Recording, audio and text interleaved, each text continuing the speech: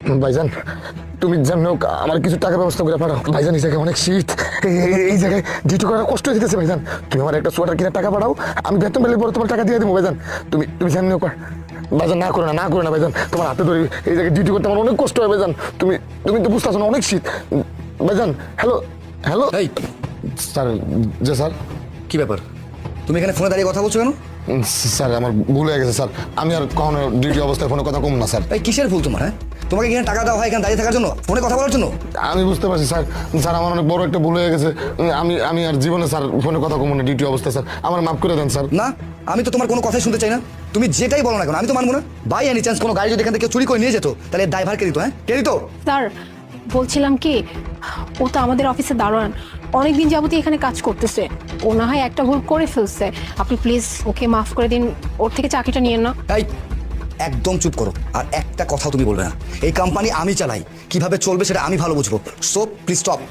আর তোমাকে বলছি, তোমার এই কোম্পানিতে চাকরি করা লাগবে না। স্যার স্যার আমার চাকরি স্যার নিবেন না স্যার, আমার মাফ করে দেন স্যার। স্যার অনেক শীত লাগতেছে, তাই একটা সোয়েটারের কথা আমি কইতাছিলাম যে টাকা একটা সোয়েটার কিনতাম স্যার। স্যার আমি আজকে পড়ার মোবাইল চালাম না স্যার, আমার চাকরিটা। আমি তোমার আর কোনো কথাই শুনতে চাই না। তুমি কোনো এক্সকিউজ আমাকে দেবে না। আর আজকে তুমি 2টার সময় আমার সাথে 2 নাম্বার প্রজেক্টে দেখা করবে, ঠিক আছে? কি যে একটা ভুল করলাম, এখন তো শীতের লেগে তো চাকরিটা হারা নিলাম। এখন মার চিকিৎসা করাবো কেমনে? শীত সহ্য করে চাকরিটা করলে তো কিছু টাকা পেতাম, চাকরিটাও গেল। আচ্ছা ঠিক আছে, তাহলে আমরা এই প্রজেক্টে কাজ সিগনেচার করবো।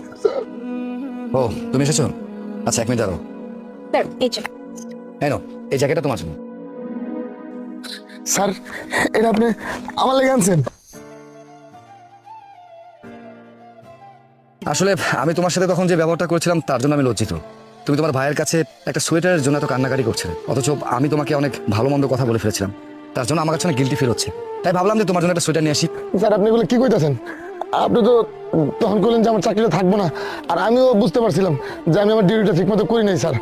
আমি ডিউটির সময় মোবাইলে কথা কইছি, তাই মনে হয় আমার চাকরিটা আসলেই থাকবো না। কিন্তু স্যার এখন আপনি আমার জ্যাকেট দিতেছেন স্যার। আরে না না, ঠিক আছে, ইটস ওকে, এটা কোনো ব্যাপার না। স্যার আপনি আমার অনেক বড় একটা উপকার করছেন স্যার, আপনি আমার ভাইয়ের থেকেও অনেক বেশি উপকার করছেন।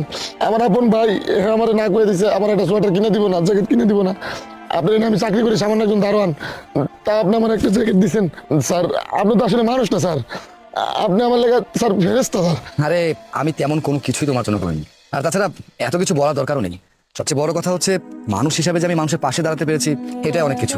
আর মনুষ্যত্ব জ্ঞানটা সবার মধ্যে থাকুক, এটা আমি নিজেও চাই। যার কারণে আমার সেই মনুষ্যত্ব জ্ঞান থেকে আমি তোমাকে সোয়েটারটা দিয়েছি। আর হ্যাঁ, এখন থেকে সব সময় মন দিয়ে ডিউটি করবে। হ্যাঁ, কোনো রকম ফোনে কথা বলা যাবে না। জি স্যার।